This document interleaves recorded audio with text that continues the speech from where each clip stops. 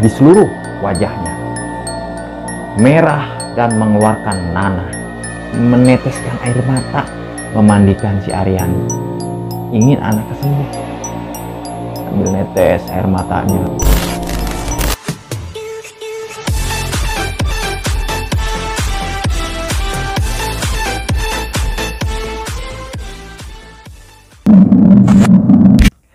Assalamualaikum warahmatullahi wabarakatuh. Jumpa kembali guys bersama gua si Wareng. Semoga Anda, siapapun Anda, dimanapun Anda berada, semoga Anda selalu dalam lindungan Allah Subhanahu wa Ta'ala, Tuhan Yang Maha Esa, dipanjangkan umurnya, dimudahkan rezekinya, dan segala hajatnya, niatnya, cita-citanya mudah-mudahan dikabul oleh Allah Subhanahu wa Ta'ala, Tuhan Yang Maha Esa. Amin amin ya robbal alamin. Guys, ini ada sebuah kisah. Kisah ini berdasarkan kisah nyata seorang wanita yang cantik jelita, wanita yang boleh dikatakan bunga desa di salah satu kampung di Jawa Barat. Namanya Aryani. Nama tempat kejadian peristiwa si Wareng samarkan untuk menjaga privasi wanita ini. Aryani 1 tahun menjalani pacaran bersama pacarnya. Setelah 1 tahun, Aryani ini dan cowoknya pada akhirnya disatukan dengan ikatan pernikahan. Seiring berjalan waktu, setelah menikah, awal-awal menikah, Aryani mendapat perlakuan yang sangat romantis, yang sangat membuat wanita bahagia. Maklum, pengantin baru, ya kan? Masak keasinan aja, masak asinnya na'udzubillah min dzalik an antalaihim, tetap aja dibilang masakannya enak. Pengantin baru. Setelah berjalan 7 bulan, disitulah mulai tanda-tanda ujian di dalam rumah tangga Aryani bersama suami. Suaminya ini ternyata bukan sosok idaman semua wanita. Karena apa? Perlakuan terhadap Aryani sangat keterlaluan. Suami Aryani suka marah-marah, kadang main pukul, kadang main tampar, walaupun masalah sepele. Yang lebih parah lagi, jikalau malam pulang, Aryani selalu mendapati suaminya pulang dalam keadaan mabuk. Dan Aryani sering mendengar dari tetangga-tetangganya bahwa suaminya ini punya simpanan, punya selingkuhan wanita lain. Singkat cerita, mungkin sudah kehendak Tuhan Yang Maha Esa, usia 9 bulan pernikahan Aryani dengan suaminya berakhir. Aryani pun bercerai dan berpisah dengan suaminya. Setelah berpisah, ada sesuatu hal yang aneh yang dialami Aryani. Di setiap malam, Aryani selalu menjerit, bahkan menangis. Yang terbayang di benaknya, pikirannya itu hanya mantan suaminya. Aneh. Sehabis bercerai, tapi si Aryani ini selalu memikirkan suaminya. Ada di satu malam, di malam Sabtu, Aryani di waktu hujan keluar rumah, padahal jam sudah malam. Keluar rumah tak tentu arah, sambil berteriak-teriak, sambil menangis, memanggil-manggil nama suaminya. Di luar nalar, wanita yang sudah tersakiti hatinya sampai seperti itu, sampai terbayang-bayang, sampai menangis menjerit malam-malam mencari suaminya. Dan kejadian tersebut banyak warga yang melihat. Dan akhirnya Aryani pun dibawa pulang sama warga. Orang tua dari Aryani ini itu bingung mendapati anaknya seperti itu. Kenapa bisa terjadi seperti ini? Lalu, karena setiap malam sudah hampir sebulan Aryani mengalami hal demikian, kejanggalan-kejanggalan di rumah tersebut selalu ada. Puncaknya pada saat di malam ke-40, Aryani sedang tertidur di lantai. Tiba-tiba Aryani merasakan seperti kecoa nempel hingga di pipinya. Lalu ditepak sama Aryani seperti itu. Namun ketika dicarinya itu tidak ada binatangnya.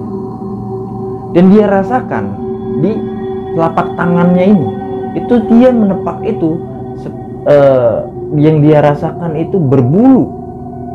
Namun pas dicariin binatang apa itu tidak ada. Dan setelah kejadian itu, wajah Aryani tumbuh jerawat yang beda pada umumnya jerawat. Ya, jerawatnya itu sebesar kerikil, besar-besar di seluruh wajahnya, merah dan mengeluarkan nanah. Singkat cerita, ibu dari Aryani ini sudah sangat tak tahan melihat anaknya seperti itu. Ibunya ini curiga, kenapa anak gue seperti ini? Kenapa? Ini ada hal-hal yang ganjil. Mungkinkah anak gue diguna-guna? Atau memang penyakit? Tapi sangat aneh sekali, kata ibunya seperti itu. Singkat cerita, di kampung itu ada seorang kakek yang memang ditokohkan di kampung itu, sesepuh lah. Nah, sesepuh ini sangat dikenal di situ karena memang orang yang dituakan di kampung itu. Datanglah ibunya si Aryani ini ke tempat si tokoh tersebut.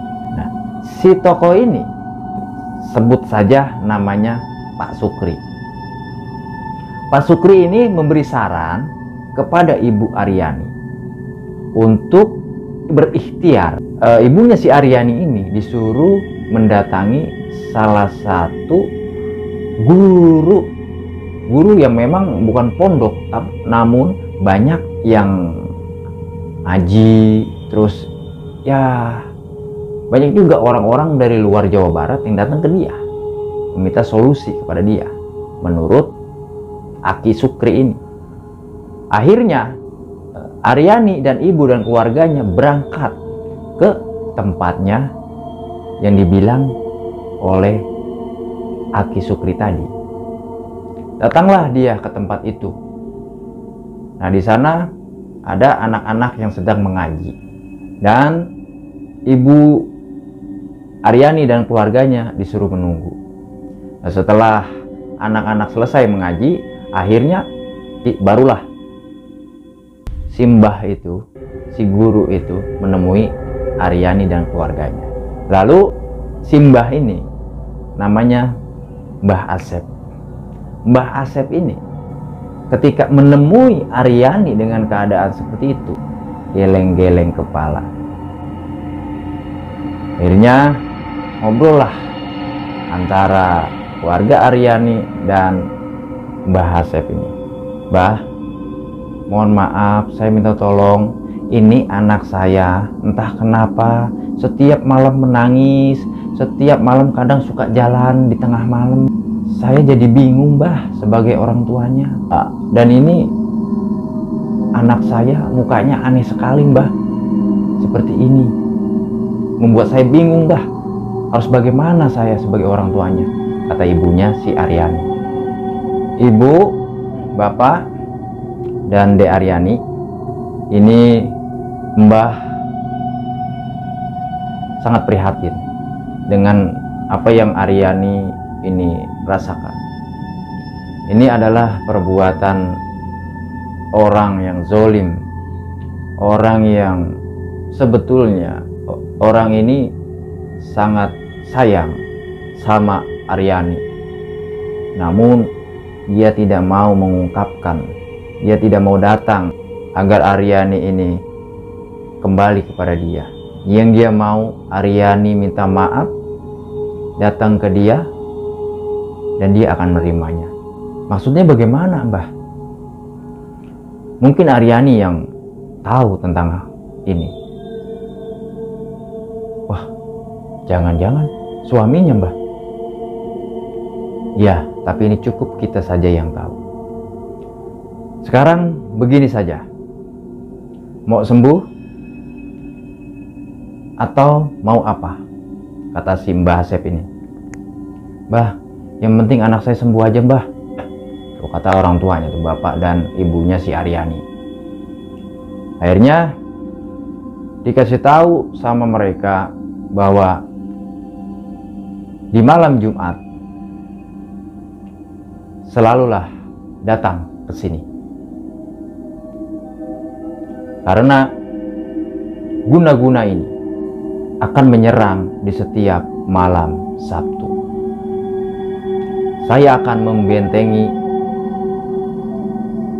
Aryani agar tidak kena serangan guna-guna ini. Untuk kesembuhannya, saya tidak bisa langsung untuk menyembuhkan keadaan wajah dan juga kejiwaan Aryani. Namun insya Allah bertahap Mbah mencoba untuk berikhtiar menyembuhkan Aryani. Singkat cerita guys, di setiap malam Jumat Aryani selalu datang. Petir menyambar, hujan, pokoknya dia harus datang. Tetap dia datang ke sana. Dan ini perjalanan ke sana itu tidak main-main guys. Tidak main-main perjalanan Aryani bersama keluarganya ke sana di setiap malam Jumat itu.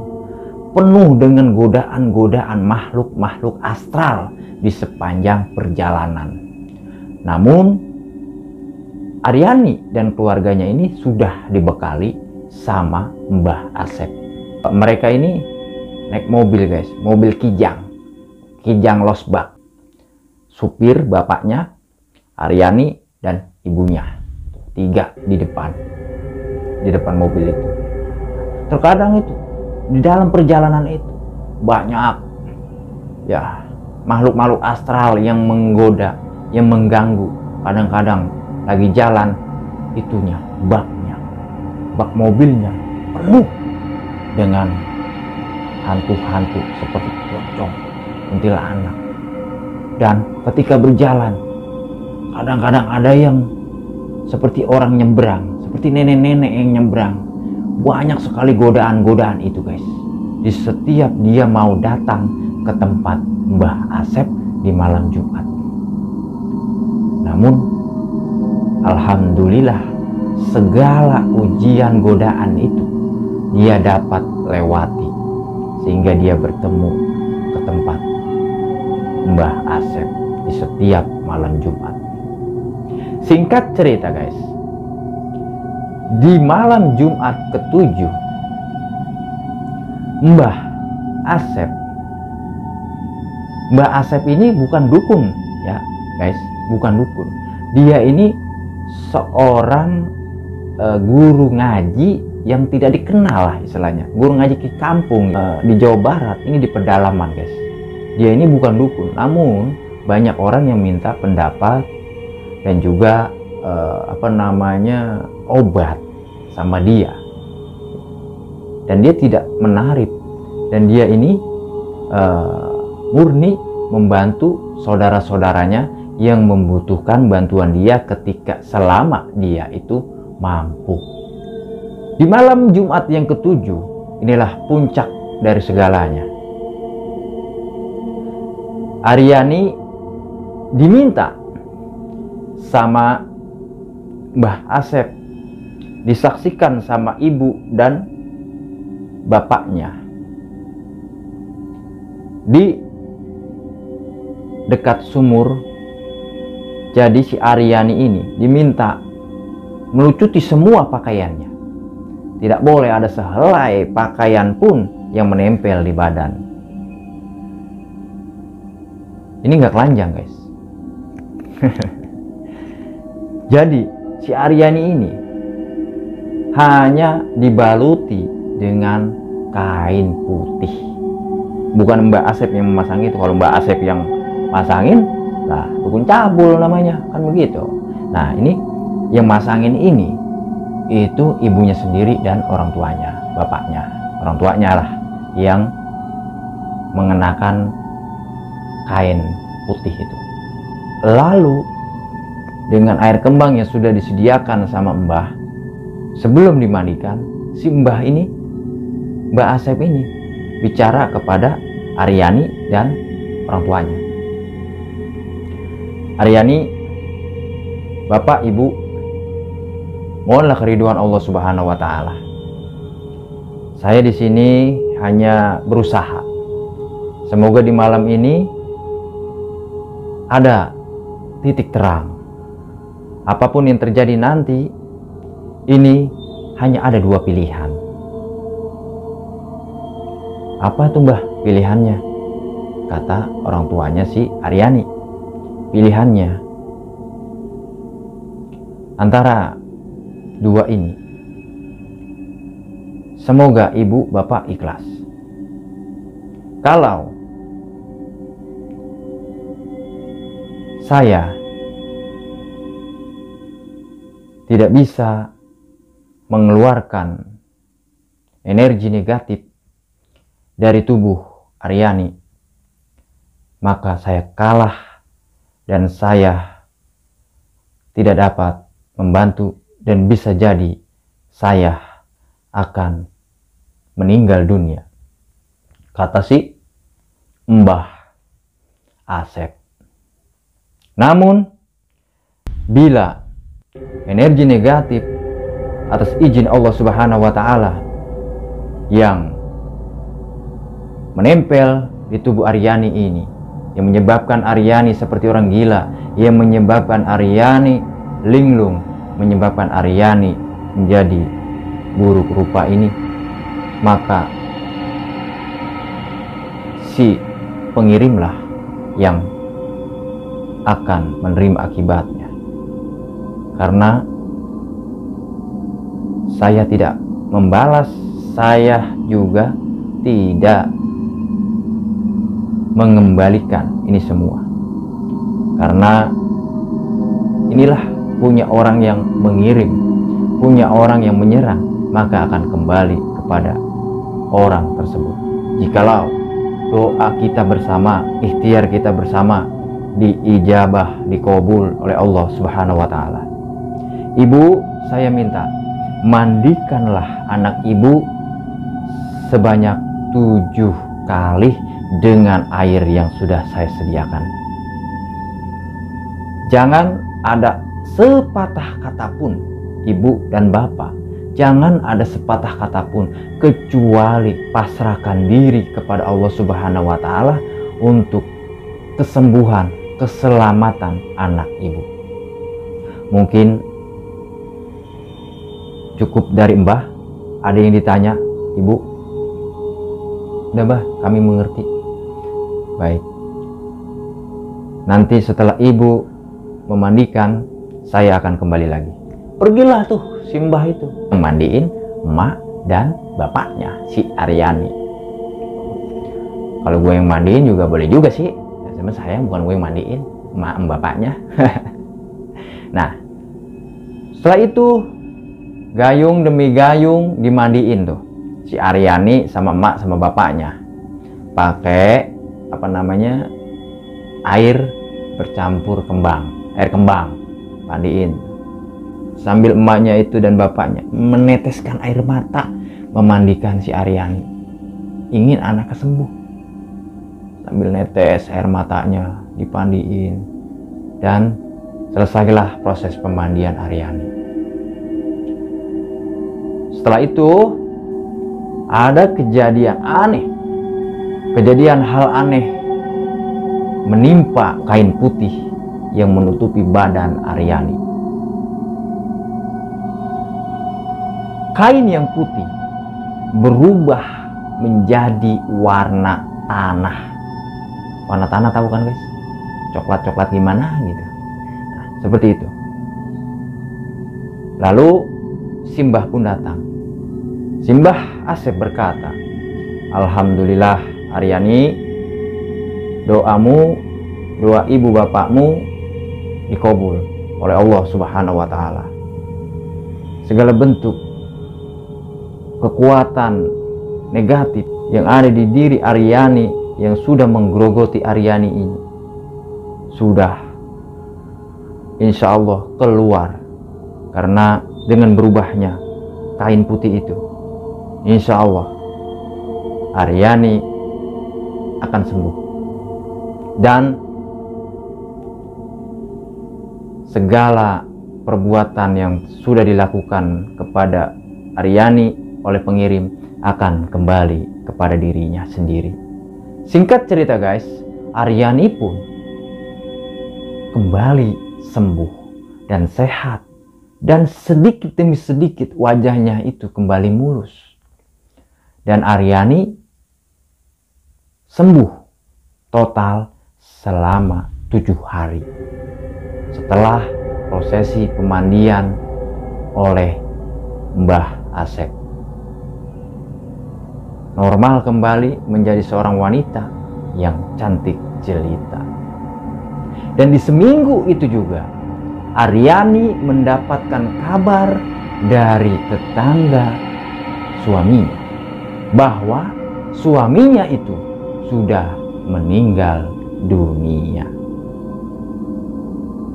Aryani pun bingung antara percaya tidak percaya. Aryani, apakah betul dia yang tega mengguna-guna saya, ataukah memang itu sudah merupakan takdir Allah? Begitu kata Aryani di benak pikirannya. Namun hal itu semua Aryani menganggapnya itu adalah sebuah takdir Allah Subhanahu wa Ta'ala. Dan pada prinsipnya Aryani sudah melupakan suaminya dan sudah melupakan masa lalunya. Dan Aryani pun menjadi seorang janda yang belum punya anak. Dan setelah berjalan 2 tahun, barulah Aryani menikah lagi dengan pria yang ia temui, ia sayangi. Demikianlah guys kisah guna-guna mantan suami ini. Semoga di balik kisah ini ada sebuah hikmah untuk kita semua. Apapun yang kita perbuat, apapun yang kita lakukan, sejatinya kita sendirilah yang akan menuai. Kita sendirilah yang akan mendapat akibatnya. Guys, sifat dendam janganlah kita pendam, karena dendam hanya membuat kita sengsara. Enjoy apapun yang terjadi dengan diri kita. Teruslah bersyukur, teruslah jalani hidup dengan rasa syukur kita pada Allah Subhanahu wa Ta'ala. Jangan pernah membuat orang lain sakit, apalagi sakit hati. Karena sakit fisik mungkin bisa dicari obatnya, namun sakit hati sulit sekali. Dokter pun tidak tahu bagaimana cara menyembuhkannya. Kisah Aryani ini, berdasarkan kisah nyata ini, semoga almarhum daripada suami Aryani diterima di sisi Allah Subhanahu wa Ta'ala, dan juga kuburnya dijadikan oleh Allah Subhanahu wa Ta'ala kubur yang rodoh min riyadil jannah. Kisah ini sangat menginspirasi kita semua, guys. Mudah-mudahan di balik kisah ada sebuah hikmah. Ambil sisi positifnya, buang jauh-jauh sisi negatifnya. Mudah-mudahan rumah tangga kita selalu diberikan oleh Allah Subhanahu wa Ta'ala rumah tangga yang sakinah, mawadah, warohmah, rumah tangga yang harmonis, sejahtera. Oke guys, terima kasih banyak atas perhatian. Mohon maaf atas segala kekurangan. Assalamualaikum warahmatullahi wabarakatuh.